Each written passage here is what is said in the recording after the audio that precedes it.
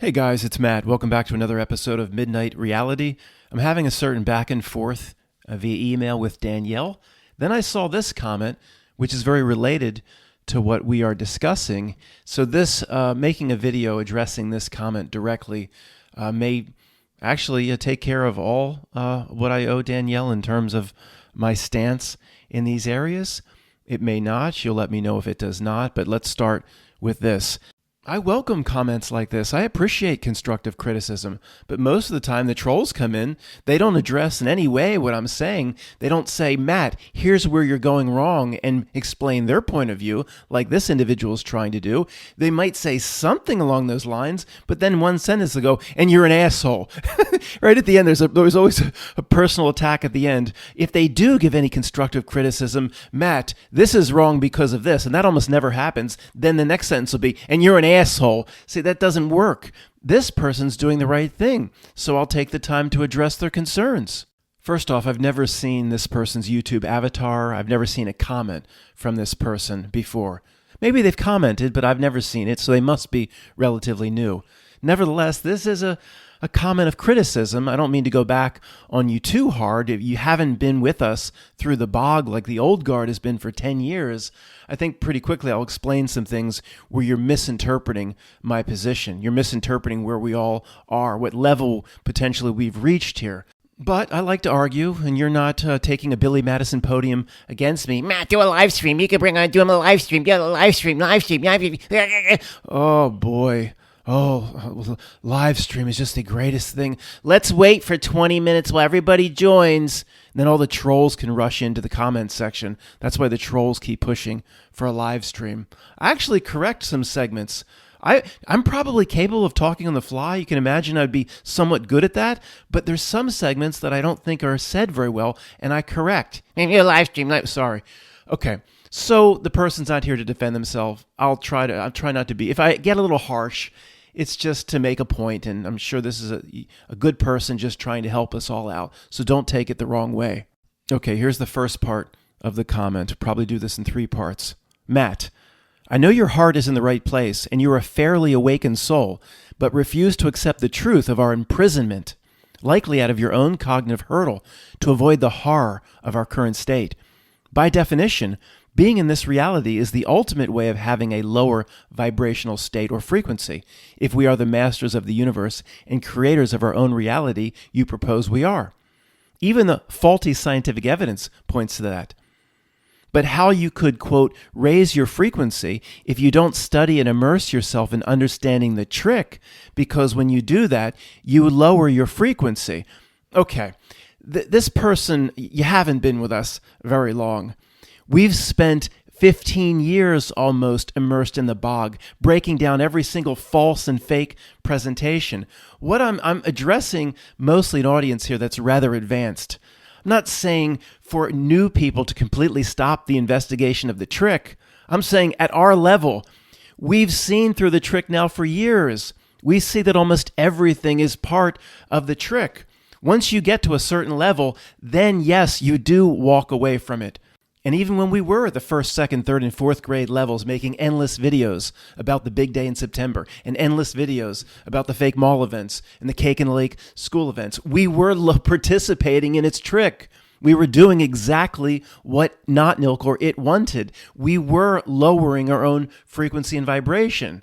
We fell for it. That's fine for the 1st, 2nd, and 3rd, and 4th grade truther. But for people at this level, what I'm saying is pretty obvious. Maybe you're new. If we still continue to go back and jump into the weeds and bog and look at its false presentations and try to figure out how did it pull that off? How did it do that? What happened to the side of the Pentagon?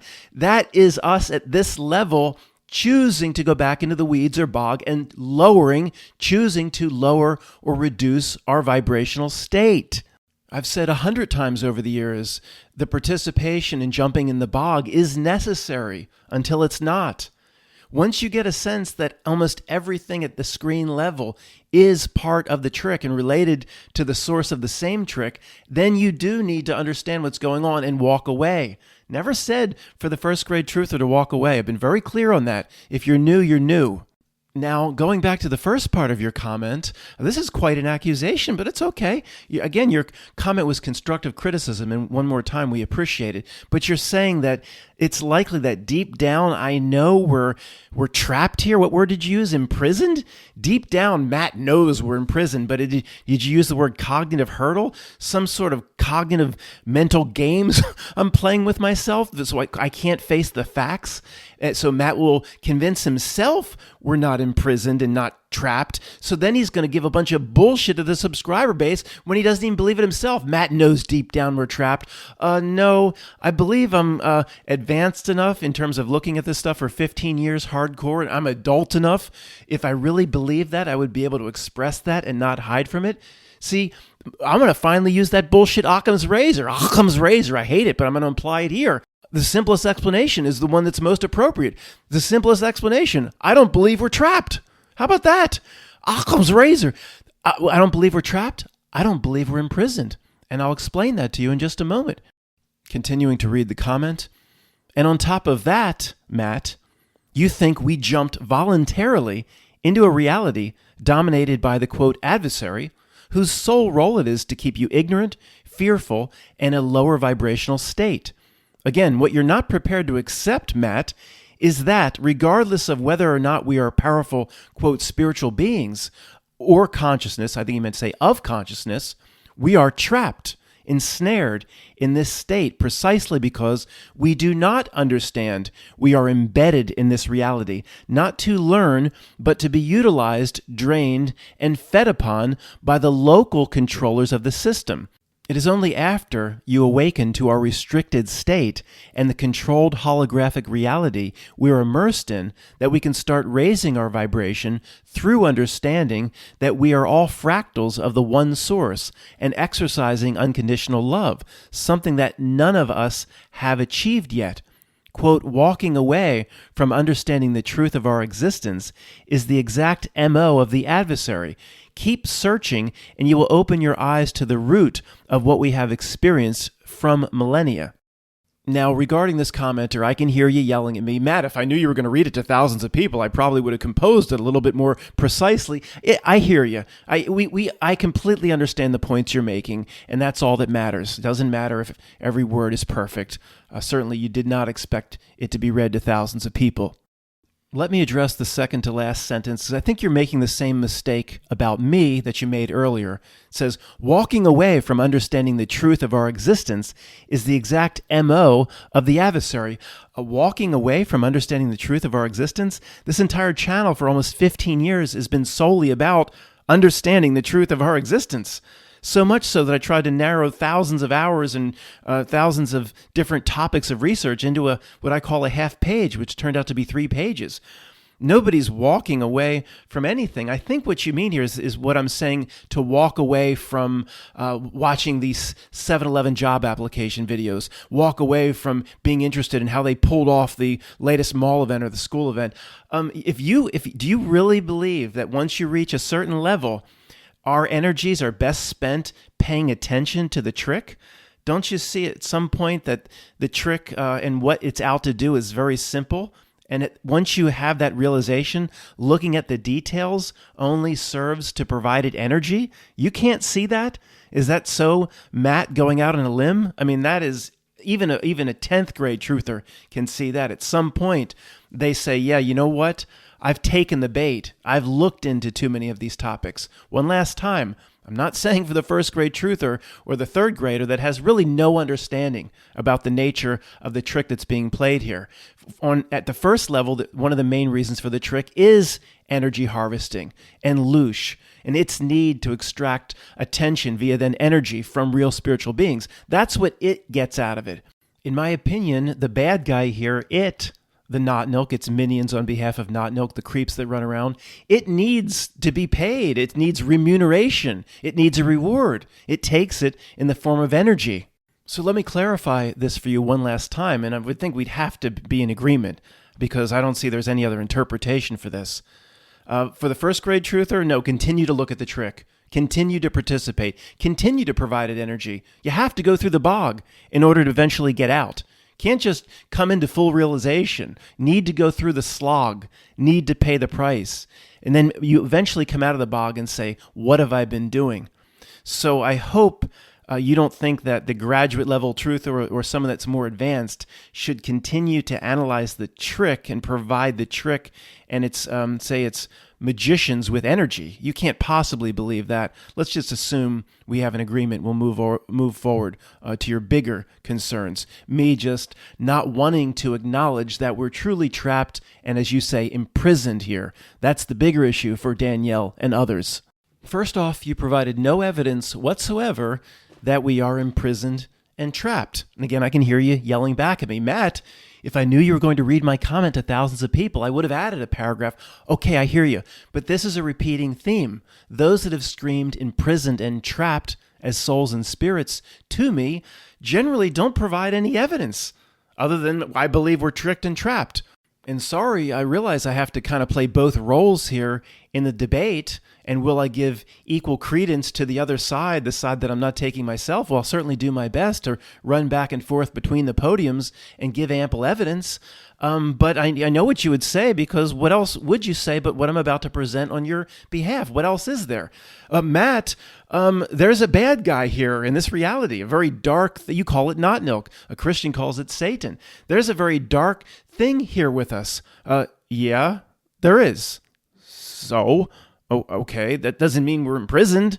There's a bad guy here. Everybody sees that. You wouldn't be listening to a channel like this. Can't jump that we're, as a soul and spirit, completely imprisoned. The darkest scenario imaginable for anything in the known universe just because there's a bad guy. Oh, here's a football team. Across the field, there's another football team to compete. Okay. Okay. No, Matt, this it's not a football team, Matt. This dark thing here you call not no whatever, it steals energy. It harvests energy. The runes on the back of the dollar bill, it's sigil magic. It plays its trick so it can gain the energy that you wouldn't have ever agreed to come into a reality where something could take your energy. Well, I would say, again, okay. Yeah, we've all seen here for 10 to 15 years that it's some sort of energy vampire, and it takes energy, and that's its sustenance, its food, its remuneration, and its reward. Say, okay, that doesn't, by itself, doesn't prove that we're completely imprisoned and trapped. You know how far you're going when you say that? There's almost nothing lower than that. There's nothing more negative or dark than the potential that a real spirit or soul is imprisoned and has no way out except crawling through the West Penray grid. I mean, the only thing that's, I guess, more depressing than that is atheism. You just go into the dirt. Coming back as a Los Gatos, California car washer, I guess, is better than atheism if we're truly trapped and imprisoned. But those that screamed trapped and imprisoned, and it's, I guess, the same people that yell, hijacked, it's hijacked reality, they don't ever provide any evidence other than there's a real dark bad guy here. Okay, there's a real dark bad guy here. I see that as an essential and necessary part of how this reality was designed. You may disagree, but there's no hard evidence we're trapped. What am I missing? Almost everything that Tony communicated to me was about higher self and the concept that there's a spiritual part of us that's not here. Now let's just start at the absolute basics. We don't know what's on the other side of death or who we were or what we will be. Okay, it's a mystery here. We're supposed to be Tommy, of course, the deaf, dumb, and blind kid. But does it just make sense that it would try to improve itself? Does it make sense that it would want to be better or just want to become a delinquent sitting on the couch crunching its Fritos? It kind of, if you had to pick one, right? We don't know, Matt. It might want to sit on the couch. If you had to pick one, you would say whatever spiritual entity you're a part of would want to improve itself, right? I mean, is that really a stretch? Okay. How does one improve itself? Just by putting an aspect of itself into the Rise of Pleasure planet on Star Trek so we can just do the Mirage Haron and get jacked off with the lube all day long? Yes, I've used these examples thousands of times, but because of comments like this, I have to keep using them. For you to learn something or get something out of it or improve, or there has to be a difficult situation presented. There has to be an adversary that's worthy.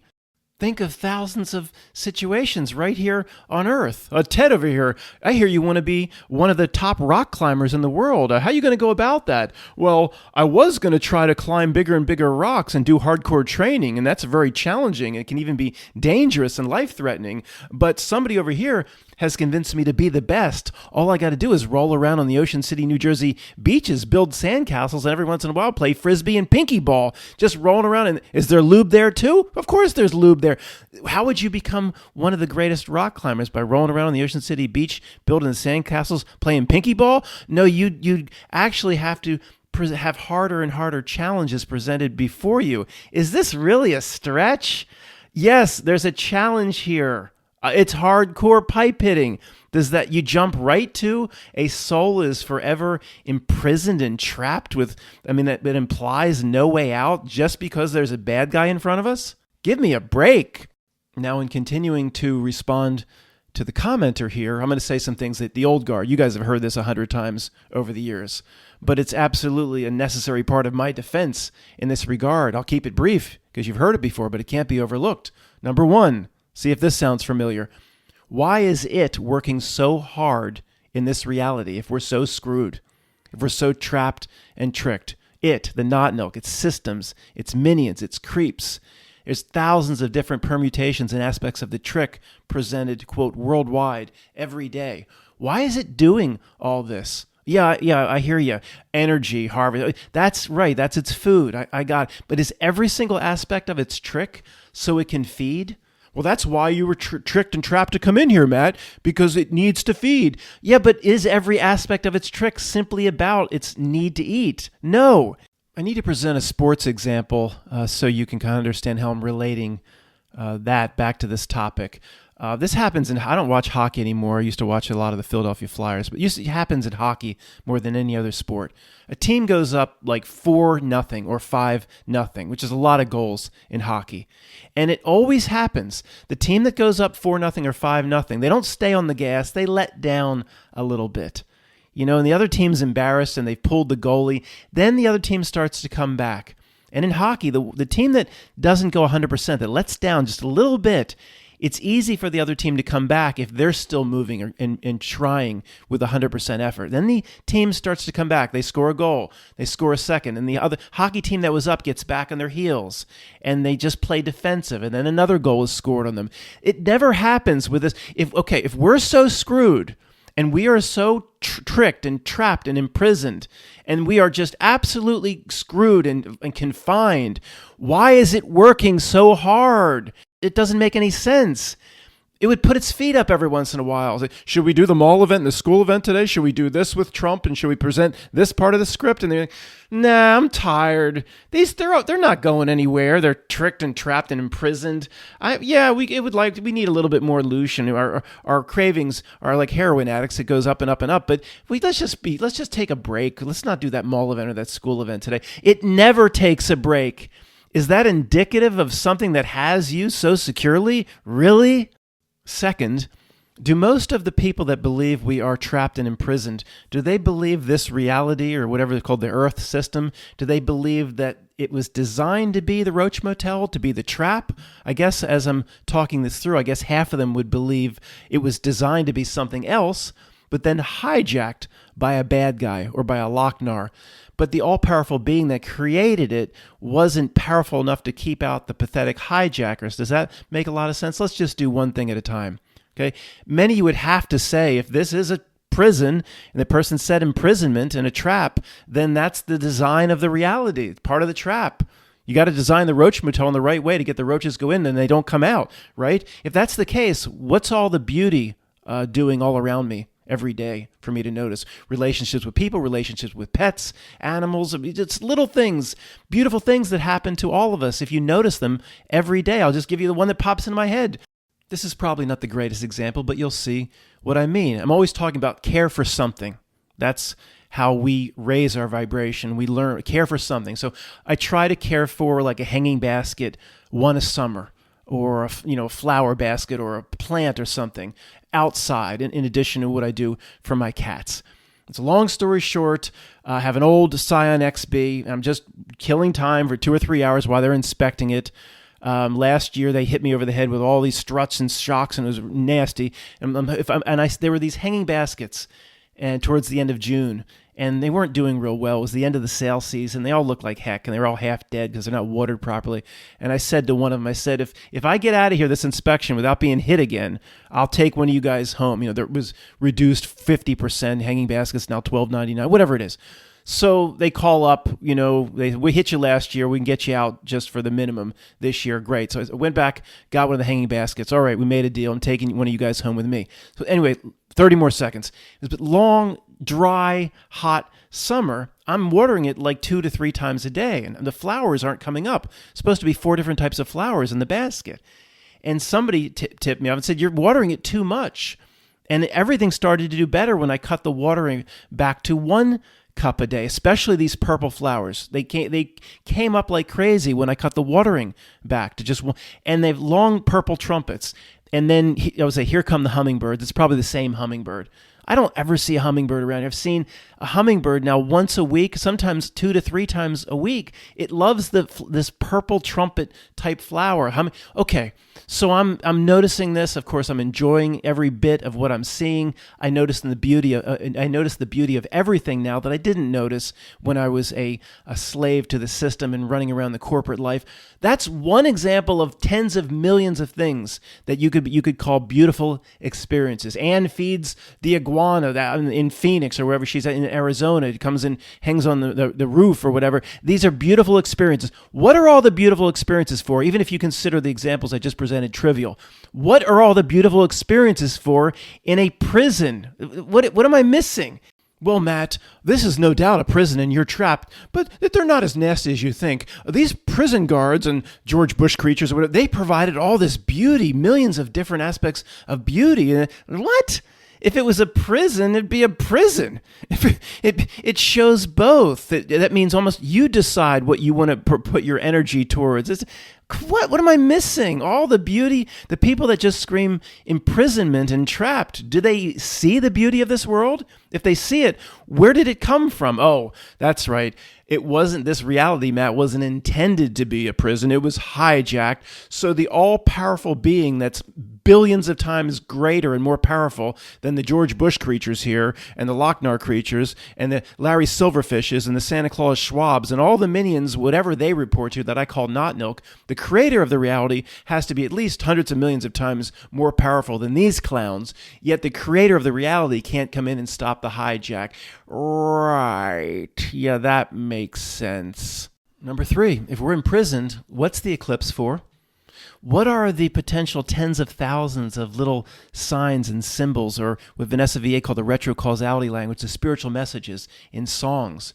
We notice the spiritual messages in movies, in nursery rhymes, and poems, uplifting things that tell you about yourself. What's all that for in the prison? Boy, they designed a heck of a prison, didn't they? Let's just start with the basics. What's the eclipse for? Matt, the way you're really supposed to interpret the eclipse is that it says, if you put your They Live glasses on, it says, you poor devils are screwed. You're screwed, you poor devils. Is that the way I'm supposed to take the eclipse? Is that way everybody's this uplifting, oh, they cry and all this stuff, and I never felt more spiritual than when I was in totality and all this stuff. Is that the purpose? It's like, we're the not milk, we're designing this prison planet. We're going to trap all these sons of bitches in here. Let's put something in as wondrous as the eclipse. So we don't need to do that. We just need to feed them gruel and tasty wheat and then to harvest the energy. Why, you want to put all these beautiful things in, all these signs and wonders into the reality system? It's just a prison. Fuck them. Just put in the tasty wheat, just barely keep them alive. We'll wrung their emotions up and down so we can harvest the energy, the emotional energy that we feed off of. Why you want to put in all these beautiful signs and symbols from the hummingbird all the way up to the eclipse? Because we're caring jailers and we want to put in all these beautiful things and incredible signs and wonders like the eclipse. And it's like, I just want to remind you, if it's a jail, we don't need to do all that. And the jailer says, I decide the way I design my prisons. It doesn't make any sense. I'm talking about a hummingbird. I'm forgetting something that's billions of times more wondrous, the eclipse. How do you explain the eclipse in a prison system to trap souls? Am I missing something? So I guess somebody like this commenter would just say, Matt, one word, delusional, or 2 words, self-delusions. These people think there's all these beautiful signs and wonders and symbols and retrocausality language and things in movies like Dances with Wolves and spiritual messages and Humpty Dumpty. They're not there. See, Matt, that's what did he say? Mental hurdles. You're doing the ultimate alpophinia, dog food alpophinia. You're seeing things that aren't there. There's no spiritual message in Humpty Dumpty, you dumb son of a beach. There's no spiritual Dances with Wolves. It's just a movie, Matt. You think Kevin Costner's working for you? They just want to get you in and take your money. You yourself went to the theater, presented your back of the dollar bill runes and sigil magic to get in there, and you think it's this uplifting shit. You people, it's 2 words, self-delusions. Well, all I can say is people that believe we're completely trapped and imprisoned and stuck, there's no way out except through Wes Penray's grid. If we had just 5 examples, and let's just say the eclipse and just a few things, we'd say maybe we're grasping. We've seen and felt and experienced spiritual messages in now like thousands of forms of media. And many of these forms are beautiful forms of media. Again, what's the beautiful media, whether it be a poem or a song or something, an uplifting song like The Lark Ascending? What is something like that doing in a prison? Okay, I sat here for a minute. And I promised to be fair to their side of the podium. If I had to be their defense attorney, I guess I would say this prison or whatever was designed here is based on duality. And in other words, to take a being down low and to get the negative emotions it needs to feed, loosh, etc., then the opposite side of the coin must exist, the euphoria, the beautiful things.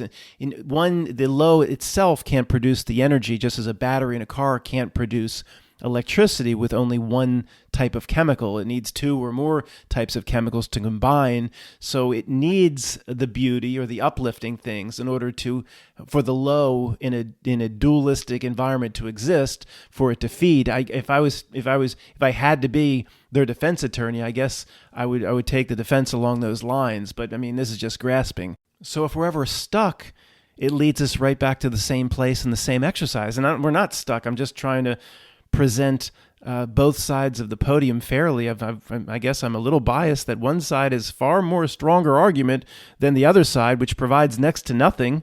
I don't think there's hardly evidence at all that we're trapped or imprisoned. But again, I'll look to your comments to see if I'm missing something. But if it were equal arguments, you can always fall back to this. What does your inner knowing tell you? What does your heart tell you? What does your gut feeling tell you? What does your inner tuning fork tell you? If something trapped us here against our will, then it by default it implies we have something that the prison guards or the prison warden doesn't have. We're something of power. Doesn't go out of its way to just trap a piece of beef jerky laying on the sidewalk. It trapped a real spiritual being of power. So you still have your inner knowing. Right? I mean, that's not to be dismissed. That's not a mental hurdle to support one side of an argument because the other side's too scary to think about. Matt doesn't want to go there. He knows deep down we're screwed and trapped and tricked and imprisoned, but he just doesn't want to go there. No, it's not. I'm going there right now. There's no basis to it. It's possible. I'm not going to take it completely off the table. But all the evidence lines up on the other side. We would, as spiritual beings, it trapped us because of our powers. We would still have our inner knowing. Therefore, throw out the logic of the argument that I'm even presenting, which is more like a tail of the tape, or which podium has more merit, or like a balance sheet. Forget all that. Just go back to inner knowing. What does it tell you?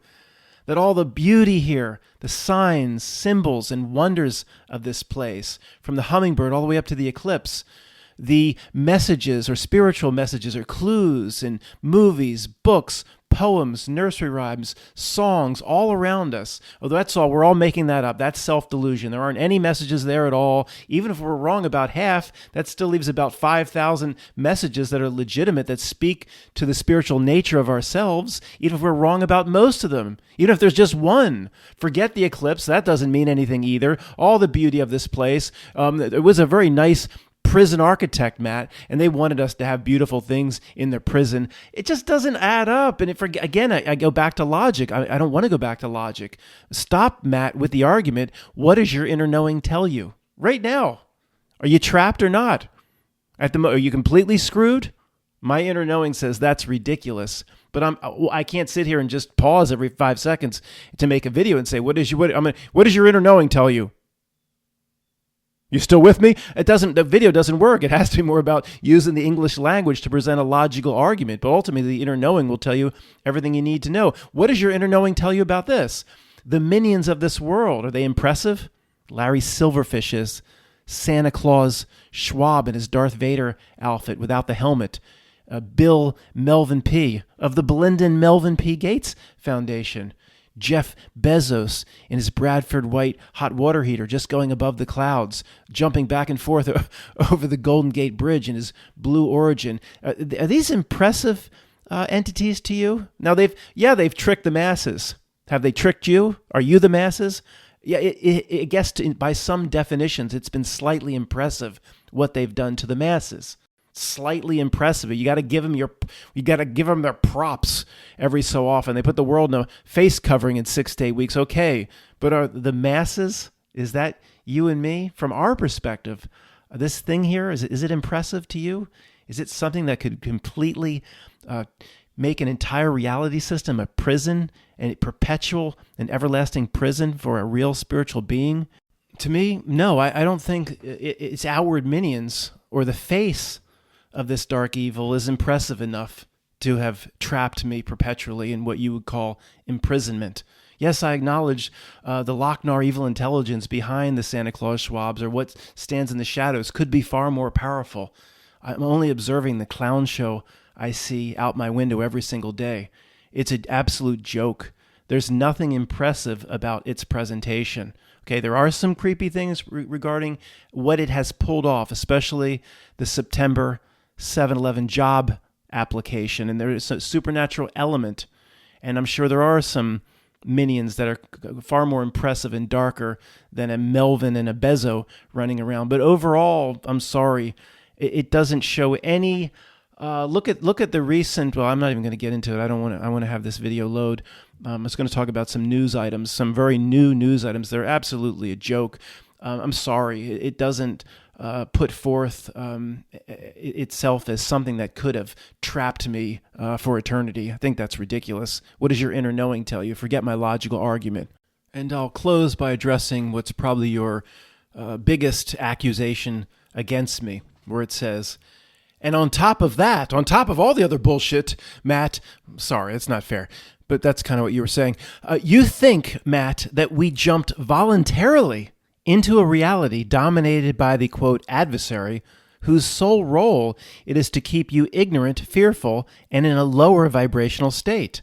On top of that, you think we jumped voluntarily into this. This is what perhaps Danielle and others can't, that we don't see eye to eye. First off, let me be very clear. Yes, I believe we came in here voluntarily, knowing there's a hardcore pipe-hitting adversary. Let's just start with the absolute basics.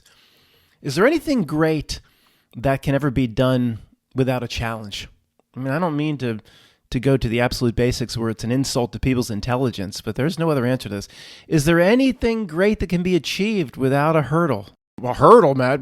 If we're trapped for all eternity, that's some hurdle. Well, again, there's no. You're presenting that. There's no evidence we're trapped for an eternity. Where's your evidence? What?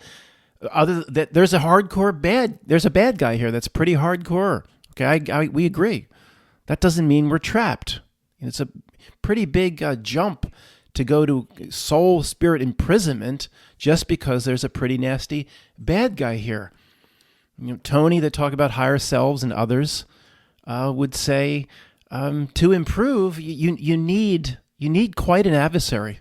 You don't need lube on a beach. You need something that's and the proof is in the pudding. Guess what? If you're saying right here, it's meant to keep you low. It's meant to do this to you. It's meant to run you down. It's meant to demoralize you and put you in a lower vibrational state and learned helplessness. Yeah, that is its role. But guess what? We're winning. We're overcoming. Would we even be allowed to overcome if it was a prison? If this was completely a prison, aren't we raising our vibration? Aren't we seeing through the trick? Aren't we kind of essentially doing what we need to do here? Aren't we, in a way, you could say at least a few of us in this community or in general, are just a tiny little group rowing away from the ship of fools? Wouldn't you say that we're kind of overcoming? Okay, I don't have the right words. This kind of sounds stupid, but don't you, or can't you? Wouldn't you say that a tiny group of us is winning? If this was a prison, well, as soon as anybody got a sniff as to what is really going on, why wouldn't the black vans just pull up outside and we wouldn't be allowed to even talk on the internet? See what I'm saying? If it was a prison, there would be no rules here. There does appear to be some rules here. Whether they can take channels down or not, there does seem to be some rules here. If it was truly a prison, as soon as one spirit got just a sniff as to what's going on, they'd be thrown in the back of Satan's pickup truck and hauled away, right? If it was a prison, why would they seemingly have to play by some set of rules here? There's no rules here? Why haven't they taken me down, or worse, put me on damn Papillon? Well, actually, I want to go to the island of Papillon at the end, the island of where they put the prisoners on Papillon or whatever. I want to go there. That sounds pretty good, like a not no free zone, believe it or not. Watch the end of Papillon. The first part of the prison, the first hour, doesn't seem too appealing. But if it was a prison, there'd be no rules. I shouldn't be able to even load this video today. The black van should be pulling up outside. And to summarize, the no consequences people, they're not saying things a whole lot different than, say, what Tony's presentation would be. Tony's presentation is higher self, the aspect of you, the greater spiritual aspect of you that you don't recognize while you're in this place, having this experience, is, I don't know, for lack of better words, like all-powerful. I don't like those terms, but Tony would say it's more immense and powerful than you can possibly comprehend in this human body, in this existence, in this place. So all-powerful is just a way of saying something. If it's ultimately in control and it's put a little aspect of itself, whereas the no consequences people point out to me, it can't be harmed. The spiritual nature of what you are, according to them, cannot be eroded. Why shouldn't it learn from the experience? Or essentially, in a way, it's playing it safe because most of you isn't even here. It's not so dire, and it's ultimately in control. Look around. Who runs this place? Look at these pathetic creatures. You think, do the people that, like the commenter, that believe or who believe we are trapped and imprisoned, I don't think they would resonate with the higher self concept. They don't believe there's another aspect of themselves anywhere. They probably believe all they are is here. And if they believe that's all they are, from their perspective, maybe it's somewhat accurate to say they're trapped. If I believe there's a part of me, or what Tony's concept of higher self, if that resonates with me, there's a bigger part of me, an immense part of me that's not here, then how could I possibly be trapped? The commenter couldn't possibly believe in the concept of higher self, could he? And to end, let's go back to what I call the super mini fractal step down of the dream character. Fractals like millions and millions and millions. The dream character is just one below you, and then there's you at this level, the waking world, whatever that is. And by the way, that horrible, horrible animation movie, oh boy, is that terrible. There's one good segment with the pinball. Everything else is just some idiot bloviating about nothing, the waking life or whatever that thing's called. Then there's the next step. That's whatever you are after death. The dream character, you, whatever you are after death. I shouldn't call it a mini fractal. That's only 3 parts, and a fractal's like trillions. But okay, whatever. So look back at the dream character. Do you get something out of the dream? You absolutely do. Whatever, with things we don't even understand, but sometimes how mentally refreshed you can be after an intense dream. How tired sometimes you are after an intense dream. I can't move even for a minute or two. I just lay there. But there's something that's very cleansing or refreshing about REM sleep. Of course, if you don't get, even scientists approve, you don't get REM sleep with the eyes flickering or whatever, if you don't get the REM sleep with the dreams, you just become like a zombie. You're just so exhausted. To fully be refreshed, you need the dream. Okay, who knows what else the dream gives us, but nobody's going to argue listening to me that there's a tremendous benefit in it, right?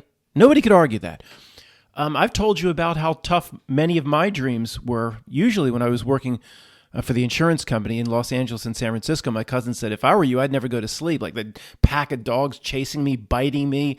I've been stabbed in my dreams, shot. I mean, I've been stabbed through by a devil demon creature, raised up on stakes. I mean, I've had some horrible, I don't dream like that, fortunately, anymore. Either way, as horrible as it is, was there benefit to you at this level? Was there benefit to the body in the waking world from the dream? There was tremendous benefit. So let me get this straight. You're from Davenport. You can see the benefit in the dream to you, but your hardcore experience and trauma here, whatever, couldn't possibly benefit the next level up because you have all the answers down here as a governed down bong resin brain human being. You have to be a little bit more open to thinking big. One last time to end this, we'll return to, what does your inner knowing tell you? That just spouting off that this must be a prison because there's a challenging adversary, just throwing out that we're trapped, does that resonate with you? Your inner knowing is the highest level of thinking? I don't think it does for most of you. That's probably short-sighted because you don't have all the answers. You don't even know what you were before you came in here. You're Tommy. You don't know what you will be after death. Your perspective is tiny, tiny, tiny, tiny, tiny. It's so tiny. But you can just spout off we must be trapped because there's a hardcore pipe-hitting adversary. Walked up to my fish tank when I used to have, and I was big into fish, all sorts of fish when I got out of Penn State, saltwater and all sorts of things. And the damn things would yell at me. They'd bark out to me. Hey, Matt, don't walk by here. I don't care if your TV program is coming on. The fish they'd come to the glass and say, this is the Pacific Ocean. Say, no, you don't understand. You don't have any perspective. This isn't the Pacific Ocean. We're in the water here, and this is all there is. Well, you're missing the perspective. This, Matt, and then the other fish came up. His name was Tony. He said, Matt, there is no conspiracy. This is the Pacific Ocean. You don't understand. I've been to New Jersey. You don't have idea how big the expanse is. It doesn't have the perspective to be in here in this tiny little place as Tommy, the deaf, dumb, and blind kid, just went, we're trapped. You don't have the perspective. But even the dream state, it actually gives you perspective. So what are you going to say? Somebody, I would have never signed up for this trauma. I would have never agreed to a piece of me to come in here and be abused or whatever. But then again, when you have the dream, and almost everybody's had some really nasty dream experiences, what are you going to say? I would have never agreed to go to sleep. Well, you have to go to sleep. It's part of the way things have to work. You can't say I would have never agreed to how about the dream where the dogs are like chasing me and ripping at my legs and just biting me and a demon character stabbing me? I would have never signed up for that. Yet it happened. Yet I would have never agreed to a reality where I go to sleep and experience that. You want to talk about trauma? When you're in the dream state, do you believe it's real? Yeah, most of us do. I know a few holier-than-thou righteous truthers walk around like, oh, Matt, I can immediately go into the lucid technologies, lucid state. I can immediately go into lucid state. Well, that's great for you. Oh, yay! Most of us can't do that. Can't go right into the lucid state and fly up in the air like Neo. Most of us, of course, believe the dream is real when we're in it. Well, what do you say? You're not going to sign up? I was impaled by a giant demon. Talk about signing up for something, yet it happened. It needed to happen for whatever reason. This level, the waking world, I benefited as bad as that dream was. I was refreshed, whatever REM sleep does. This trauma will benefit the next level. Is that so hard to comprehend? Is that such crazy thinking? You're just going to yell out and spout out trapped and hijacked and tricked and prison planet. Maybe the fish in the fish tank, maybe the perspective isn't quite there to understand. Maybe expand the mind a bit. Thanks for listening.